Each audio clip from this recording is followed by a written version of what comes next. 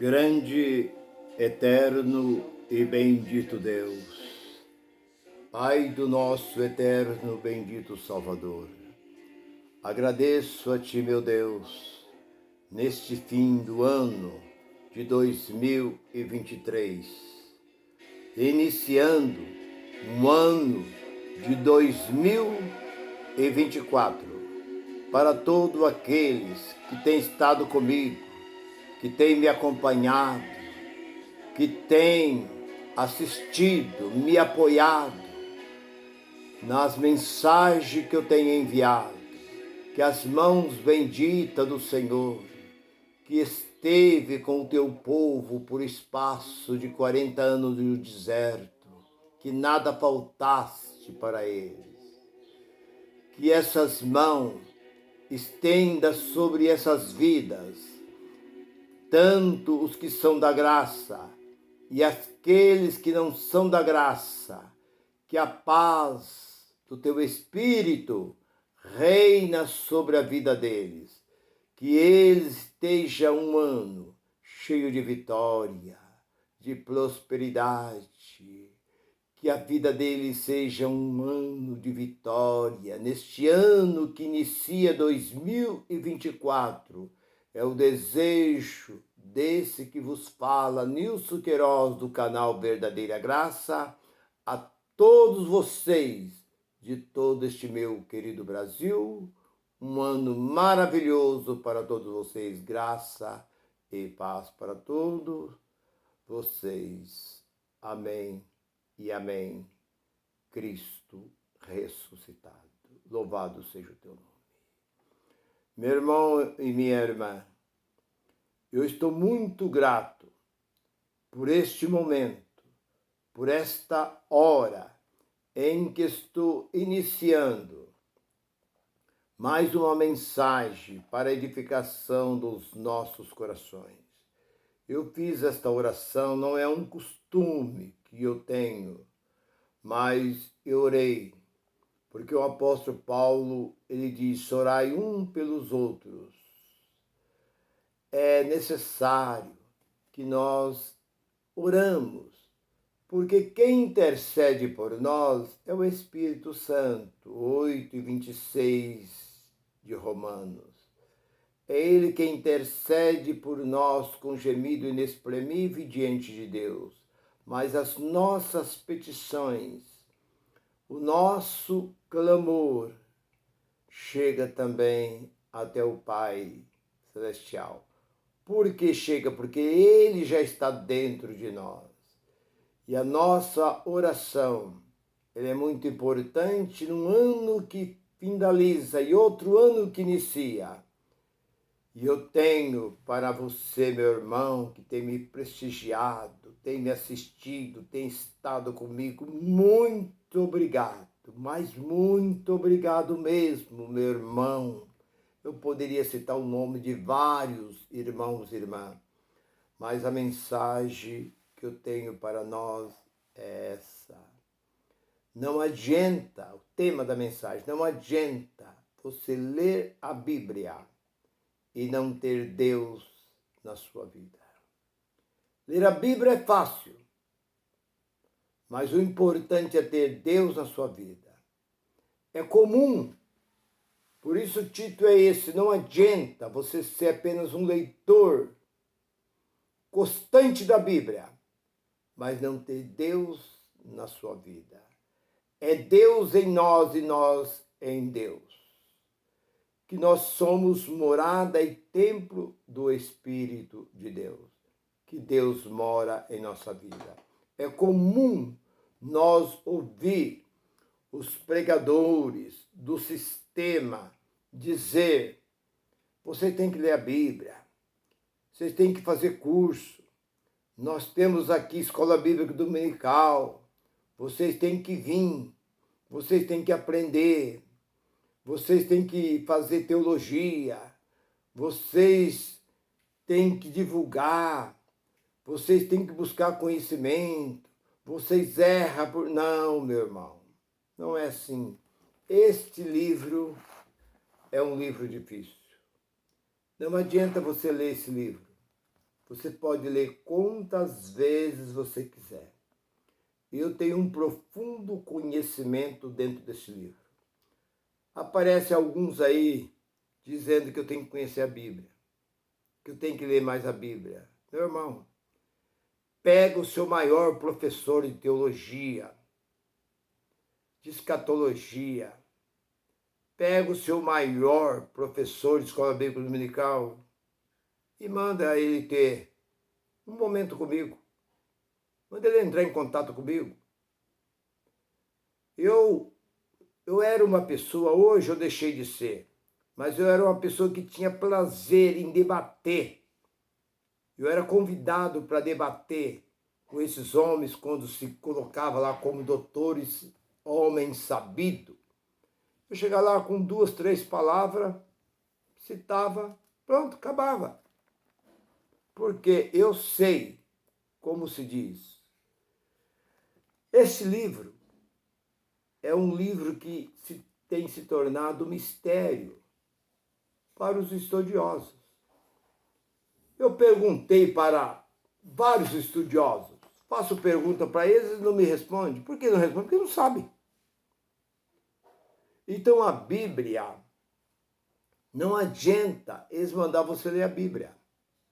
Leia a Bíblia, leia a Bíblia. Uma certa vez eu trabalhava numa empresa, eu estava na cidade de Franca. E eu estava com o meu caminhão e esse companheiro da mesma empresa estava lá. E nós tínhamos que passar a noite, pousar para no outro dia nós descarregar o caminhão. E ele disse para mim, isso já faz 41 anos atrás. Ele disse, olha, fala um pouco da Bíblia. Eu sei que você tem um conhecimento da Bíblia. Fala um pouco da Bíblia aí que eu também tenho conhecimento. Pode fazer qualquer pergunta que você quiser aí da Bíblia aí que eu vou responder. Eu falei assim, eu vou fazer uma pergunta. Jesus, certa vez, caminhando, um certo jovem veio atrás dele, se eu não me engano, isso está lá pelo capítulo 8 de Mateus, acho que versículo 18, 20 por aí, mais ou menos, deve estar isso. Ele disse, mestre, eu quero seguir. Um jovem disse, eu quero seguir a ti, mas deixa primeiro eu voltar e sepultar o meu pai que está morto. Depois que eu fazer o sepultamento do meu pai, eu venho e te sigo. Jesus disse, deixa os mortos que sepultam os seus mortos e vem e me siga. Eu falei, o que Jesus quis dizer? Falei, mas isso é impossível. Isso é uma coisa absurda. Mas já se viu uma coisa dessa, morto, sepultar morto? Falei, não foi o que você disse? Deixa os seus mortos que sepultam os seus mortos. E vem e me siga. Ah, mas isso não tá certo. Falei, como é que não está certo? Foi a resposta que Jesus deu para ele.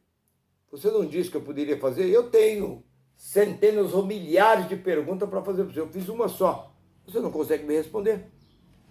Mas morto não pode sepultar morto. Eu falei, foi o que Jesus disse. Deixa os mortos que sepultam seus mortos. Deixa. Seu pai não morreu? Não tem lá um monte? Então deixa os mortos sepultar o seu pai. E vem e siga. Deixa para lá. E ele bateu. E ele ficou. E não conseguiu entender o significado do morto ser enterrado pelos próprios, aquele que estava morto. O que Jesus quis dizer com isso? Que o pai dele estava morto. E que aquele que estava velando o pai dele também estava morto espiritualmente. Então, deixa os mortos que sepultam os mortos. Ele não entendeu. Então, por isso que eu falo, não adianta você ler este livro como se lê um livro qualquer e você não ter o entendimento. Porque o próprio Jesus disse, o meu povo erra por falta do quê? Eles erram por falta do quê? De conhecimento. Errai por não conhecer 22 e 29 de Mateus, por não conhecer as Escrituras, por não conhecer, por ler Ele disse, 5 de João e 39, examinai as Escrituras, porque são elas que de mim testifica. Ler é uma coisa, examinar é outra coisa. O que é examinar? É você pegar alguma coisa, como um laboratório. Quando eles querem descobrir alguma coisa, eles vão examinar. Que pedra é essa? Que tipo de líquido é esse? Que tipo de planta é essa? Examinar não é ler.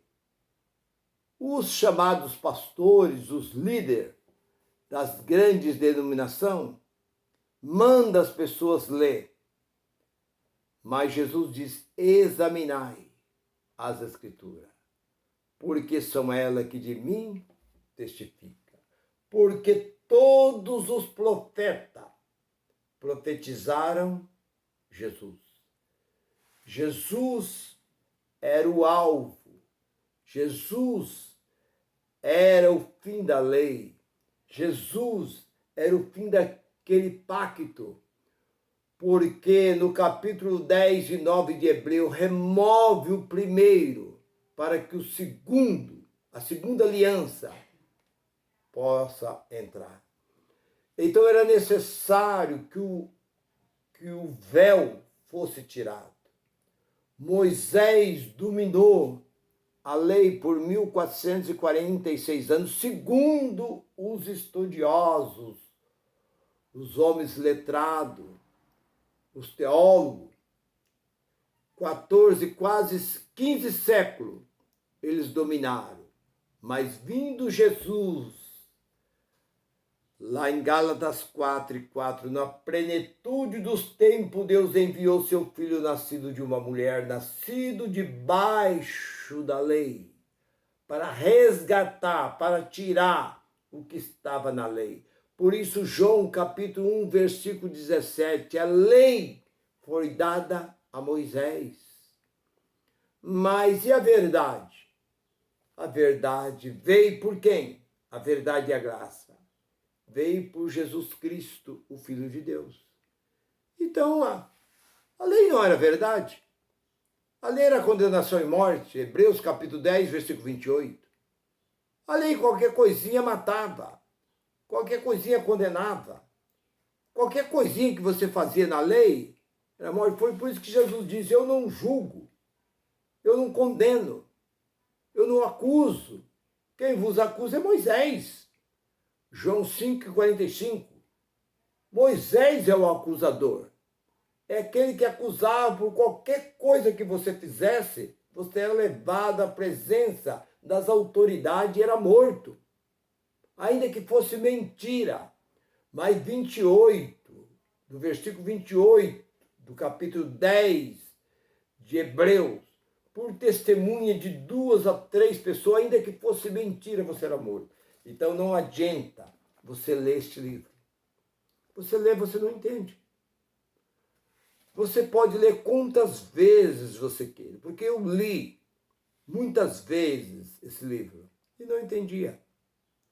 Quando eu ouvi da graça, que não havia batismo, que batismo para mim era para remover o pecado, mas quando eu ouvi que batismo era apenas remissão de pecado, não.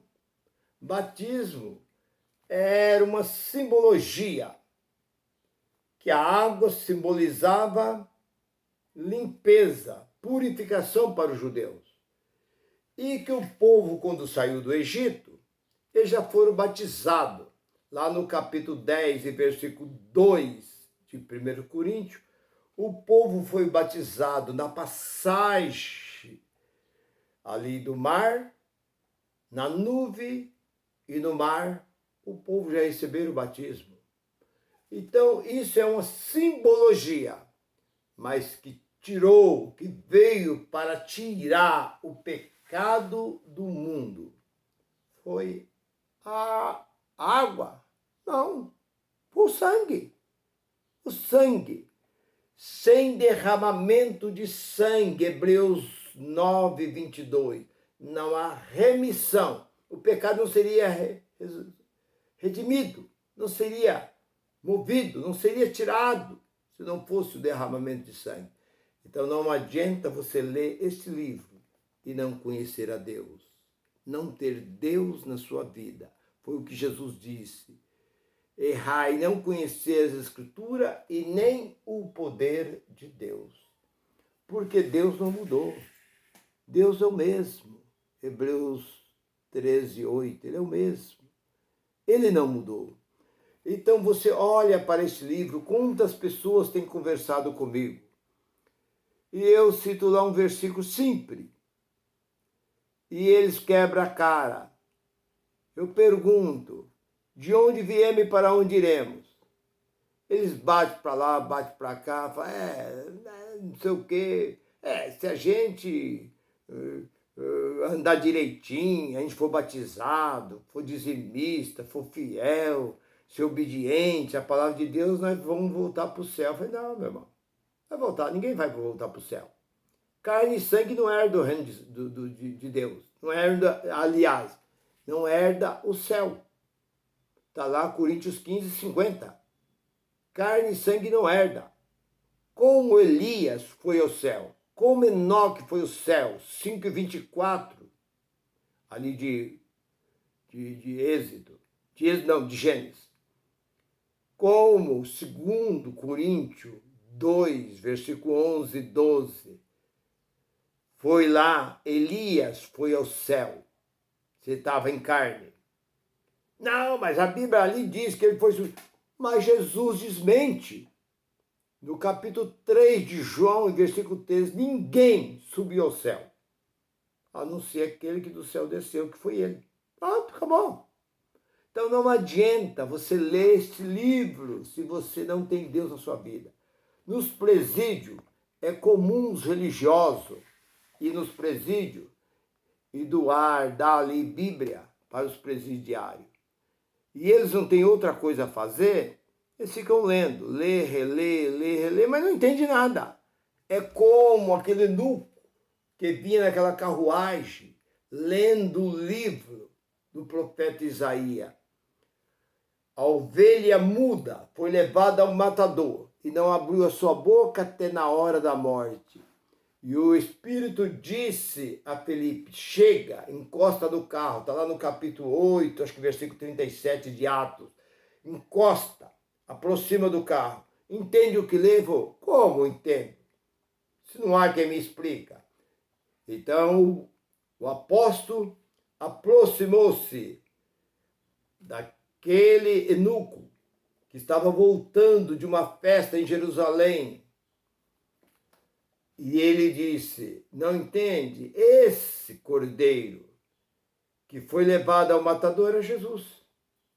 Não abriu a sua boca, ficou calado até a morte e morte de cruz. Então, meu irmão, não adianta você abrir este livro se o Espírito Santo não te abrir a sua mente. Efésios capítulo 1, versículo 18. A sua mente é aberta e os seus olhos espiritual também são abertos. Porque eu não vim para a graça, assim é a primeira vez que vi. Eu vi e eu repudiei, não aceitei, protestei, mas o Espírito falou mais alto a minha vida. Talvez se você tem ouvido a graça e não tem aceitado a graça, é porque você não tem sido um dos privilegiados. Deus não te deu esse privilégio. Porque eu tenho falado desta graça para algumas pessoas, tem entrado no ouvido e saído no outro. Mas eu tenho falado, eu falei para um casal, falei para o marido. E ele pegou o nome, levou, chegou lá, ele colocou e começou a ouvir. A mulher dele estava arrumando a cozinha, ela parou e falou, espera um pouco. Esse homem está falando diferente. Era o Geraldo Moraes, pela qual eu dei. E foi através do Geraldo Moraes que eu cheguei ao conhecimento da graça. E esta mulher era uma pregadora na igreja dela, mas estava insatisfeito com a denominação deles. E ela, ouvindo, ela parou de arrumar a cozinha, veio e sentou no sofá e disse: espera um pouco, o que esse homem está falando é o que eu preciso ouvir. Tudo que esse homem está falando é uma verdade. Tudo está certo. A palavra foi entrando e foi limpando, foi tirando toda a impureza, a imundícia que estava dentro. Pronto. No outro dia, quando ele me viu, eu disse para ele: e aí? Fiz assim, ele confirmou. Olha, excelente a mensagem. Muito boa, foi tô indo aí. Aí eu fui lá, acabei de completar. Então, meu irmão, se você tem que ser, você será. Mas se você não tiver que ser, você não adianta. Porque nem todos, porque há muitas pessoas, como disse Jesus, no capítulo 7 e 21 de Mateus, muitos são chamados. Aliás, ele disse isso no capítulo 22 e 14. Ele disse de Mateus: muitos são chamados e poucos escolhidos. Mas no capítulo 7 de Mateus e 21, ele diz: nem todo que me diz Senhor, Senhor, entrará no reino do céu. Talvez você seja uma pessoa que Deus não te chamou para a graça. Você tem que ficar dentro do sistema. Você tem que cair como escravo do sistema, dando seu dízimo, obedecendo este homem que se diz seu pastor. Você não pode ouvir uma música, você não pode ir num baile dançar uma música, você não pode ir numa festa de peão, você não pode participar de um show, você não pode ir numa praia, você não pode beber nada que tudo, você não pode vestir uma roupa, você não pode deixar de estar sempre ali naquele pão com suco, que é uma enganação, uma mentira. Você tem que passar pelo batismo, batizar os seus filhos, você não pode dormir assim, você não pode fazer assim, você vive debaixo de um jugo e Jesus diz: vinde a mim, todos que estão cansados e oprimidos, e eu vos aliviarei. Jesus já chamou, desde aquele tempo, chamou aquele povo que vivia debaixo de um jugo. E hoje, nós da graça, estamos chamando você para sair debaixo dessa prisão, desse engano. Então não adianta você ler, conforme eles mandam você fazer curso, ler Escola Bíblica Dominical, mas se Deus não estiver na sua vida, nada disso adianta. Coloca Deus em primeiro lugar na sua vida e a sua vida vai mudar. Que esteja um bom ano de 2024, cheio de vitória, prosperidade e bênção é o desejo do coração desse que vos fala, Nilson Queiroz. Meu e da minha esposa, um feliz ano novo para todos vocês. Graça e paz para todo. Bye, bye.